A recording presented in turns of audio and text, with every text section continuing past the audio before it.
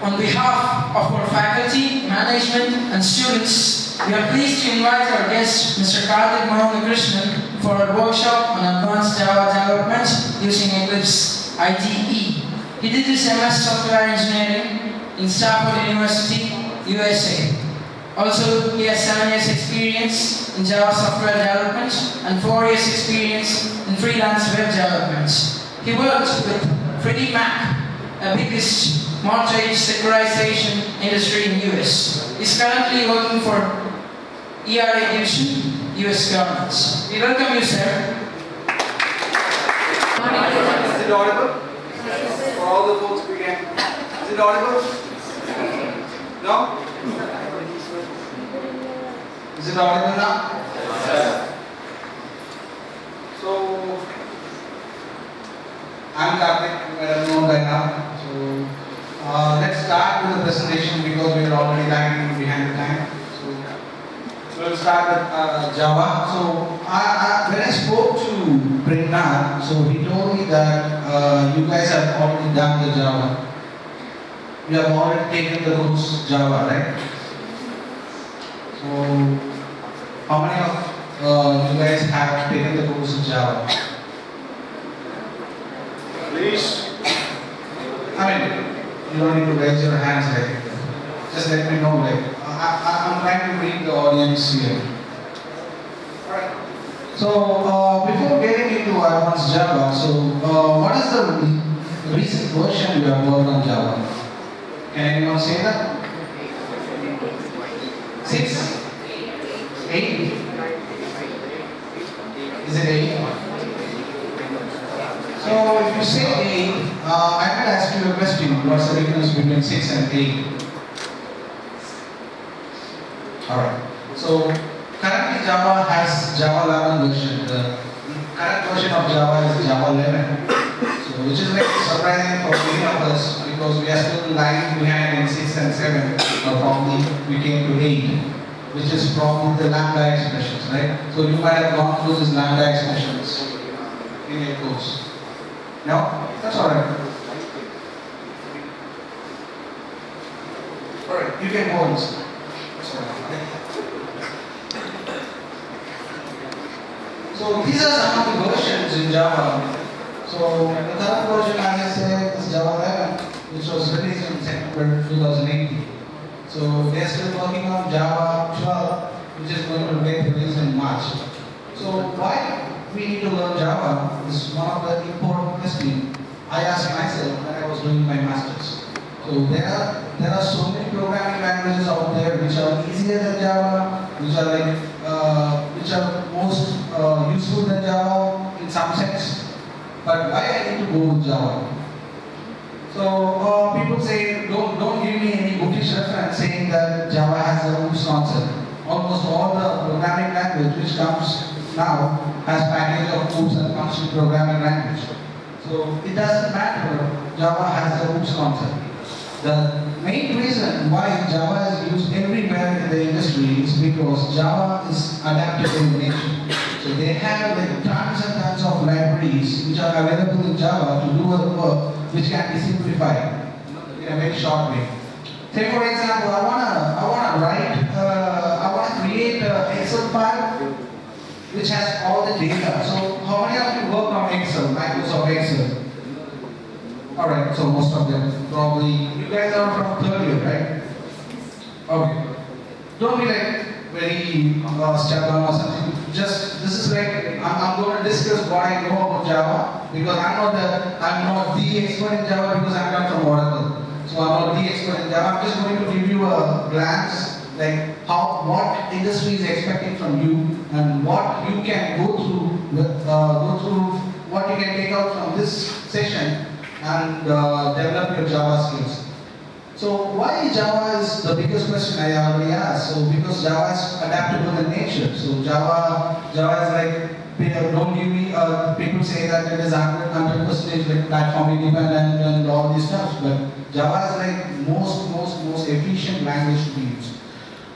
One of the reasons why Java is like very popular among the industry is because Java is constantly growing. So if you take example like programming languages like Python, or any other language, so Java keeps on getting to them. So Python is like one of the easiest languages you can learn on the internet. So whatever you are seeing here, I'm just giving you a glimpse, and you can take a note if you want and take it offline and do a Google search and you can learn the Java basically. So one of the main reasons for Java and its popularity is because it's catching up with all other languages. So say for example Python. So Python is like very interesting language. So if you want to write a Java code to print a hello code, what you should do? What you would do? Alright, so you create a class, then you will call a main method, and then you will say like, okay, sys.out.println or println, then you will say hello world, right? So this is like complex kind of coding because you need to import packages, you need to create packages, you need to create a class, you need to create a main method, then you need to like define whatever you want to do.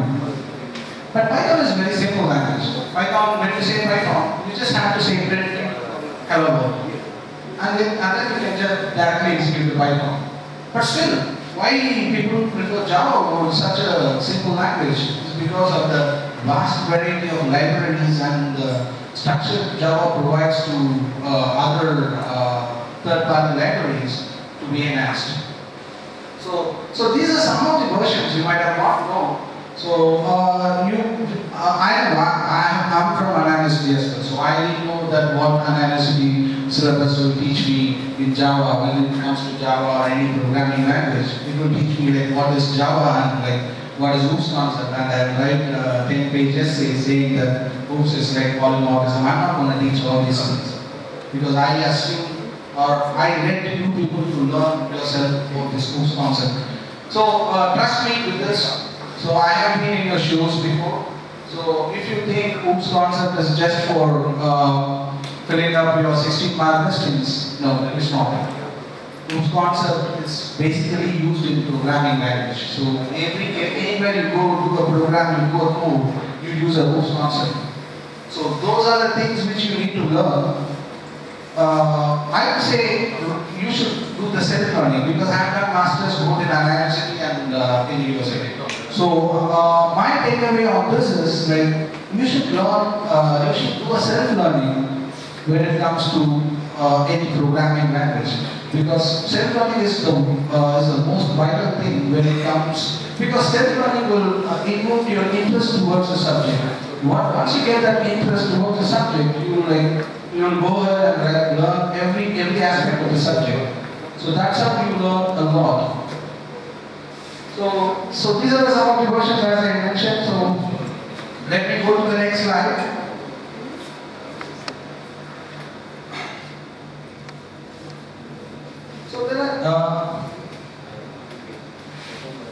So there are different things which are introduced in different versions of Java. So once you see these versions and what are the improvements they made for that particular year, it's like very important for Java. So guys, if you can just come here because it's hard for me to hold the mic and talk. The last 3 rows of the should funny. Please make it fast. Make it fast. Thank you.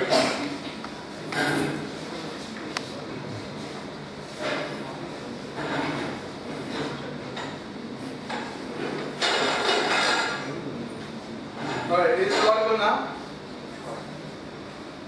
So when it comes to Java 7, Java 7 wants to catch up with the many of these programming aspect of the Java, where it needs to catch up with other languages where they are using the simplified version of the code. So until Java 6, what you have to do is you have to use the if condition, say for loop. So what you will do, like int I, you define something equal to 0 or whatever the number, then you just loop it until it gets all the variables or until you whatever the count you have, right? So how do you iterate a list? Do you know anything about lists? Do you know anything about collections in Java? If you are not sure about these things, please take a note, and you need to learn all these things for sure before taking up an interview. Because corrections is one of the primary usage of Java in any software development. So when it comes to list, how do you iterate a list? You can iterate a list with the iterator. You can do with a for loop. You can do with a while loop. So there are like multiple number of lists, say array list. So array list and the linked list, all these things. So no, you don't need to write all those things. Just take down whatever I have here, or I'll ask Premaster to give you all this PPT. It's just 14-page PPT, so you don't need to worry about. I'm not going to take 10 or time to complete this, right? So one of the important aspects is try with resource. So that was introduced in Java 7. So Java 7 has this try with resource, which is like very valuable thing. When you do a try catch, so what the main reason why you are using try catch is to catch exceptions, right? So there are difference between there are different types of exception. I don't want to go in depth on that, like runtime exception, all these things. But the main reason you are using try catch is to catch the exception. So you might ask me, sir, why do I have to develop a code where I know that there could be an exception? So that should be a first question which should come to your mind. If there is an exception, why should I develop that code? Or why should I develop a code in such a way that it throws an exception? Right? But in some cases where you get input from user or you get input from other services, you cannot manage that input. So you can tell a user to just type 1, 2, 3 or like numbers in a given input, but you cannot expect the user to type 1, 2, 3. Right? You say enter number. So some people just literally take that and they enter number as a string, So in this problem, so you'll have the problem of exception here. So because when you are trying to pass a string to a integer or a float or double, then you get an exception. So those kind of things cannot be predicted before you have the code. So Java luckily have this concept called exception. Most of the language now, but Java luckily have a concept of exception which can be handled in a multiple level. So that is the exception which is like a primary level exception where you say exception E. Then you can say runtime exception, or you can define your own exception and create an exception class for that and get all the exception in one place. So try with resource. So Java comes, where can you use the exception again? One of the main scenario where you can use the exception is file systems. So when you are trying to access a file from a Java, right? So that particular scenario, you will have an exception. If the file is not available or if the path is not set properly, you will have the exception thrown by the JVM. Because JVM is not able to understand that particular path or is not able to read that file. So those kind of things can be done with try with resources. So try and resources are like main important feature which was enhanced in Java 7 particularly. So Java 8. So Java 8 is lambda expression. So how many of you have heard about Java 8 with lambda expression? Like, what is lambda expression? No? Alright. No problem. So lambda expression is like another important concept of Java which was brought up into the Java to compete with other programming languages. So as many of you know, Java is like object-oriented programming language, right? So in Java world, everything is an object. I see everything as a class and everything as an object. When I become a Java developer, I see everything as a class and everything as an object. So there are few cases where you have to go for the functional programming language. Functional. So lambda expression is one of the main concepts of functional programming language. So what you do is you define a function. So basically what you do, you define a function, and then what you do, you write all the definition inside the function. Right, then you call the function. So this sort of lambda expression, when Java brought up this lambda expression, it reorganized the entire coding structure. So you don't need to write like a functional dependency. You can just write into one line where it returns a value, or whatever the calculation happens or whatever it does for the function, particular function. So that is one of the main concepts of lambda. So then one thing I missed to inform is streaming APIs. So streaming APIs is also one of the I would say like one of the important things, because you have when you have to do a for loop, when you have to iterate a list, what you do usually is you do an iterator, as we already discussed. You do an iterator, or you do a for, or you do a while. So streaming API brings up this wonderful streaming functions into the list, where you can just stream a list and get and define whatever the condition you want. Say I have an object, say employee, because I'm just taking this employee object because you might have seen all these things in your books, right? So employee, I have name, I have like age, I have like salary. So I'm saying like name is Karthik, and age is like 29, and the salary is like 100k. So just imagine this. So the next scenario is I have such objects, like that particular class is used to create the objects, right? So the class is a blueprint of the objects. So that particular class creates like 10 objects. I want to stream that 10 objects. I have a list of objects where I want to take particularly the first name, or the name is Karthik. So what you do usually is like you put a for loop, you go through that, you put a if condition inside the for loop, you say okay, if name equal to whatever, and return this value, right? But in streaming, it is just a in streaming like APIs, it's just a one-line code. What you have to do is you have to take a list, stream, dot format, and you take the you collect it as an object, or you collect it as a string, or you collect it as a list, whatever you want to do with the particular object. So that is one of the things. And Java 9. So Java 9 is a major enhancement in Java. So they brought up this concept called modularization. So Java 9 is not adapted by many of the industries now, because Java 9 changes the way you create Java program. So usually all the Java programs are based on the class path. Like you create a class path. Sometimes it doesn't work, you check the class path. So whatever you do the Google, when you develop a project, so when you have some errors, you just take that error and probably Google it, right? So most of the Google results will say, okay, you have to check the class path. So class path is one of the important thing in Java. So once you have the class path, so Jigsaw is like one of the important concepts which was brought up with Java to modularize this class path. So there is no more class path in Java.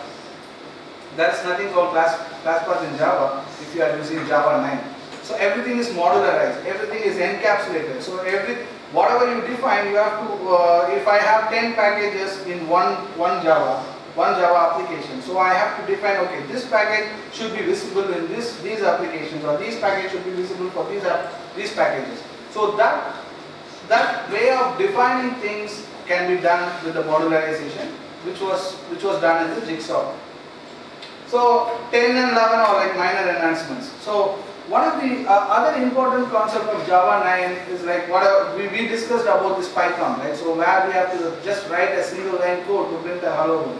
Java is also providing you with such an ability to write whatever the concept you want and see the result within the command prompt. So that is also one of the primary reasons they brought up this Java 9. Right? Let's move on.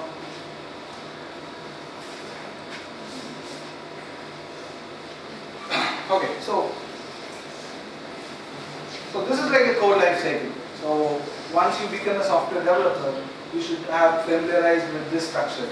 So this is not like the 16-mark question where you take the analysis, you put a subtopic called analysis and you write whatever the thing you want. And you take the concept of code, you put whatever you want, and you give the examples with all these black pens and green pens with all this glittering. No, this is not such thing you have to learn.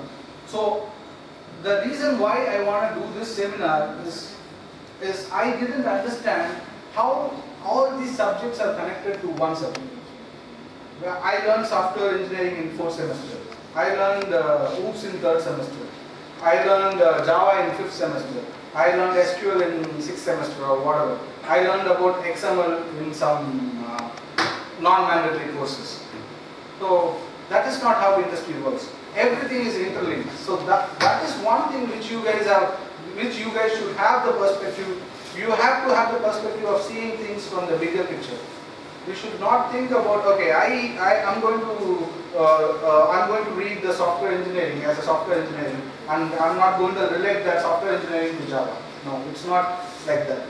So everything is interlinked. So that's the reason I want to do this presentation and give you a heads up, like what industry and what you are going to actually do in 1 or 2 years in the industry. So you might think, okay, I'm going to get a job in like Infosys or CTS or TCS. Then I'm going to work throughout. They're going to teach me like what is software engineering, and my team lead is going to teach me how to write the code. No, it's not going to happen. So industry doesn't want such people. They don't want people without any knowledge, or people who doesn't know how to relate the subjects. They don't want such people.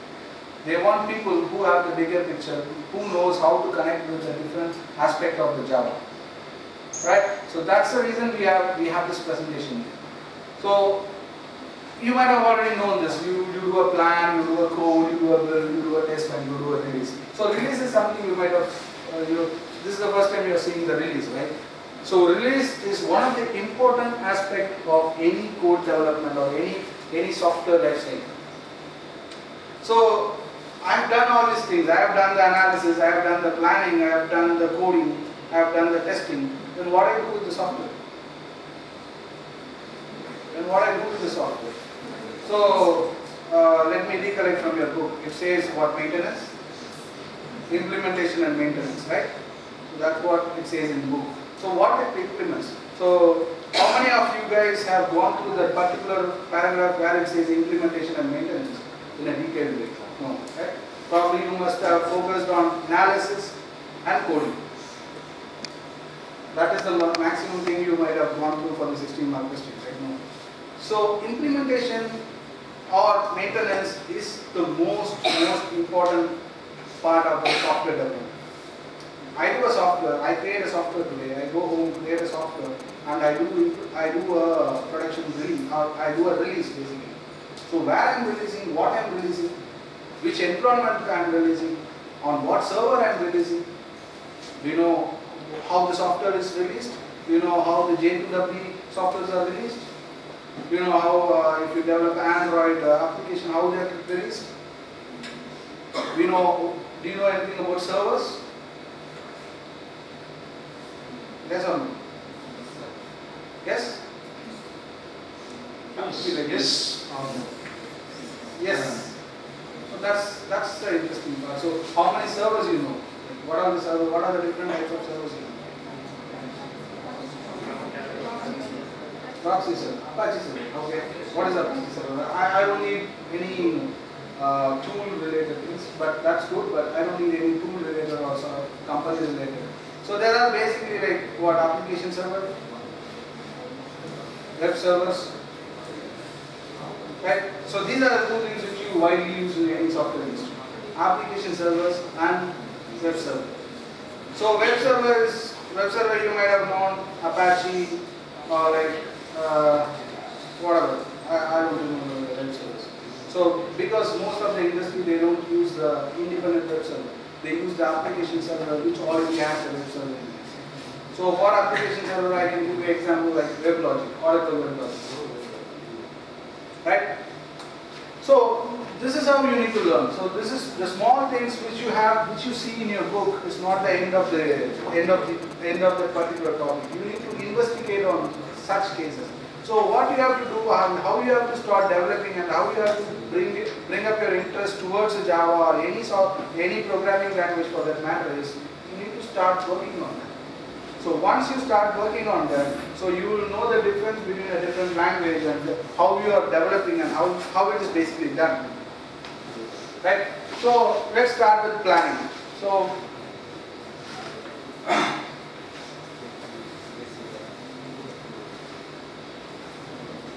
So this is like a basic thing which you have seen in anywhere or everywhere, like what is agile and what is waterfall. So 5 years before, almost all the government projects in the US or anywhere, they were using the waterfall model. So waterfall model is like less efficient than the agile model. So there is nothing called this model doesn't work, because the model which has been used for 30 years, you cannot say that is not going to work. But it has like it doesn't have the upper hand like what agile has. So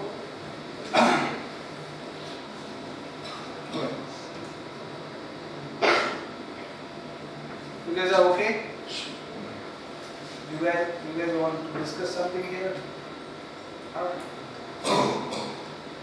So waterfall is like traditional approach. So you give me a project.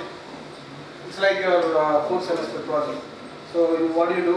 You come in day 1, select a topic from whatever the IEEE projects or wherever you get it from.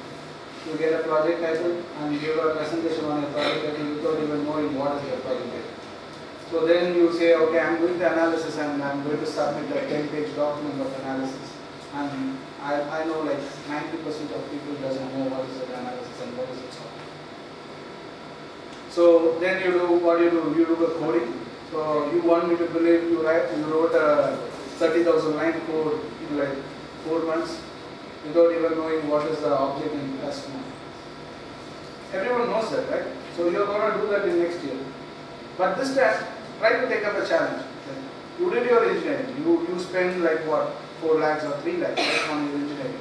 So why don't you like do whatever you want? Why don't you try to take up this as a challenge and develop a small software? Say to your professor, saying that I want to stick up with this small software. This is the thing which I developed from the scratch.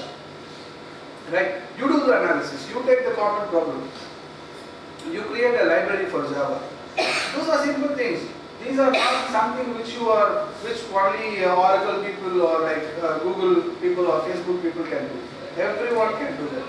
All you have to do is you have to invest little time on that, and you have to have the interest towards it. So let's take up this as a challenge, and don't go for the IEEE paper. I know it sounds good in your resume and stuff like that, but trust me, your resume has more value when you have a project which you can explain to the particular person. Because when you develop a project from the scratch, you can explain it. Right? I can explain my project whenever they ask, I know what are the codings I did, and what are the lines I have covered, and how did I do that. Right? So these are the aspects which you have to take up in your mind and move forward with this. So this is like a challenge, like what? Ice bucket challenge, yeah, you take it back. Like an ice bucket challenge, you take this and you do a application from the scratch. Any programming language for that matter, Python, Java, you want to do it in Android, you want to do it in Swift with iOS, yeah, do that. So that's an interesting part of the engineering. So I did my masters here, as you already know. The masters project was not like the best. I did it, but when I went to US, that particular location is like self-learning. Totally, it's like a self-learning place. So you don't have semester exams, but you will be given assignments which you will not find answer in Google. So you need to understand the subject to write that assignment or to complete that assignment. So such kind of things happen in US. So what I'm trying to say is, why don't you bring up such things towards your education here? Like you do a project by yourself, don't go to some companies which does that for you. No, don't do that. Right? So Agile is one of the important concepts in software engineering as of now. So Agile has like Scrum. There are different parts of Agile development. They are like Scrum. They are like Kanban. So where these guys are coming up with these names? I was wondering when I went to a software industry. When someone told me Kanban, I was wondering where these guys come up with these kind of names. Then I started doing the research on Kanban. Then I realized it came from Japanese culture. So how Japanese really work on the day-to-day activity, and that's how we brought up into software engineering as a Kanban. So Agile is like so it's not like a regular project where you get analysis, where you get a development, where you do a development later, where you do a testing later, and where you do a deployment later. No, Agile is something like which happens every sprint. So a sprint is like a 2 week or a week. So for 5 days or 10 days of development, you will have a sprint. So where you will have a backlog, which is basically called as stories. So stories which will have the velocity or so I have a team. Say example these three people and those 4 people. I have a team. So in Agile world there is no one called tech lead or tech R who is going to guide me. Everyone will be in the same way. I have 8 years of experience. These guys are freshers, but everyone will be treated in the same way. So what it does is we will give you a story which has like 10 points or 8 points depending upon the complexity of the story. Once you pick the story, it's your responsibility to complete the story and push it to the different environments. So talking about the environments, we'll talk about the environments later, but just keep in mind there are different types of environments like development environment, there are some testing environments, and there are some production environments. So these are like basic kind of environments. So whatever I do it as a developer, I do it in a developing environment. Once the developing is done, so I have like 7, 8 members in my team. So what happens here is, so we try to solve a common problem in a week or 2, right? So we all develop a particular module together, and then we release it to the different versions or different environments. So how do I develop the software with that? So it's like I have a versioning tools, I have all these management tools. I take a software, I take a story. So stories are nothing but the requirement or the problem statement itself. So once I take that story, I develop that. So that's what is mentioned here. So testing and deployment, everything happens in 2 weeks. So I want to do a testing. Yeah, I have these 3 people are testers. I want to do a developing. Yeah, these 5 people are developers. So everything, a team will consist of everything like testers, developers, and everyone. So once the 2 week ends, whatever the product you are getting is the final product or the sprint goal which you have planned before. Like it has multiple number of ceremonies like stand up. Every day morning you have to come to your people will come to your desk and everyone will stand up. In my team, so we have like 8 people. So we stand up and we say, what we did yesterday and what we are going to do today and what is the blocker if I have it. Right? So this is the way you do a planning. So we'll move towards the coding where we'll see more about Java. So coding.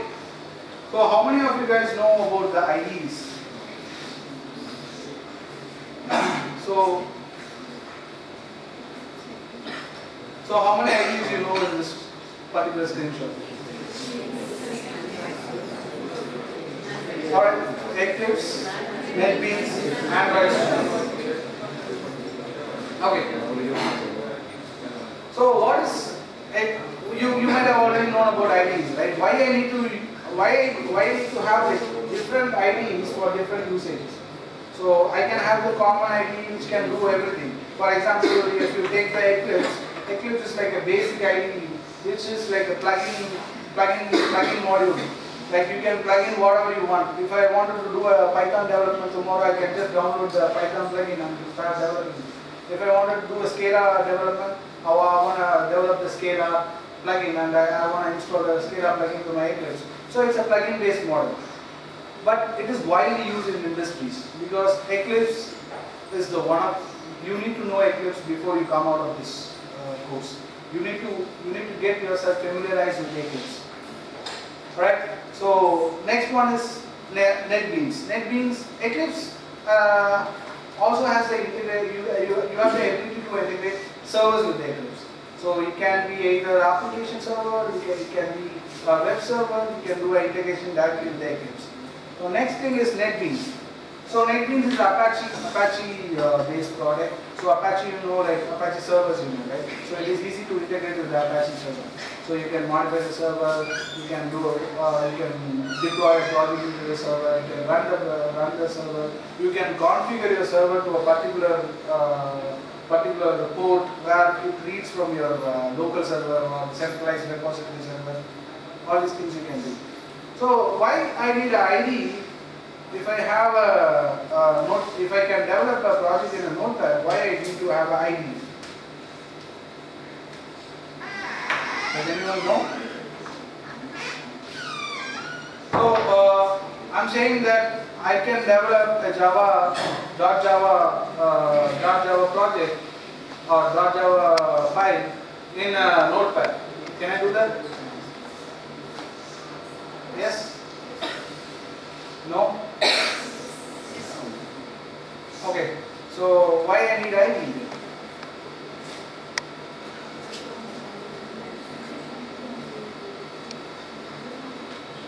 That's the question I was expecting from you.